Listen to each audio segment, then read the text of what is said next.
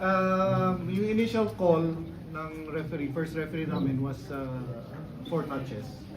So, De La Salle, Coach Ramil automatically challenged the call for black touch to make sure. Upon review of our video challenge referee, there was no black touch. However, there was net touch. There was another infraction. So, he conveyed that information to our first referee that black touch, no, challenge unsuccessful, but there is another infraction which is net touch by NU. So our first referee requested a referee challenge to review the call, and that's what came out. So the final decision was net touch, yes. Kasi if you look at sa video, yung initial infraction is what's called. So when the arm hit the net, the ball was still in play. So La Salle hasn't touched it yet for the 4th touch. So it's still a good ball. So the first infraction was the net touch. That's the explanation for the chaos kanina. The two coaches were able to kumbaga digest yung decision making din po earlier dun sa. Oo naman. Kasi based on experience, if they didn't digest it, we would have still be outside discussing it. Or we are trying to explain why we called the specific call for the infraction. So to clear lang po yung referee's challenge was net touch na po already. That's Yes. why. The officials are given resources to make sure of what they call.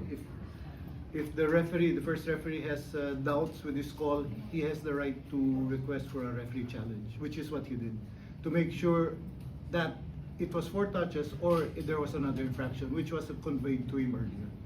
So upon review, the ball was still in the air, so hindi pa nagyayari yung infraction of 4 touches, but may net touch na. So the first infraction is always called, which is the net touch. Would like to ask po yung clarification po kasi po since it was a block touch challenge, then by parang on paper po, the intention of the challenge is to only spot the block touch infraction. So technically po ba pwede po ba yun na ginamit yung block touch challenge to spot a net touch, which was a different violation altogether? Usually when you ask for a block, kasi based on the situation kanina, no, it was 4 touches ang tawag ni R1, ang first referee. So, to make sure that it wasn't 4 touches, Coach Ramil called for black touch. To make sure na pag tumama yung bola sa kamay ng blocker, ibig sabihin nun, mali yung 4 touches. So, the call would, this was if the blockers touched the ball, that would mean that the challenge of Coach Ramil would be successful. And they still would have won the point. So, pwede pa. Pero, to go back to your question, can you call black touch to find net touch? Usually, for referees, during a challenge, it will always be the first infraction that they spot. Regardless po.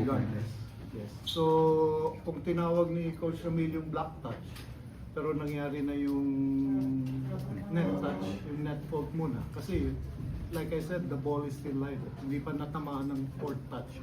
So, it's technically still on the 3rd. So, it's still good. So, nakita yung net fault.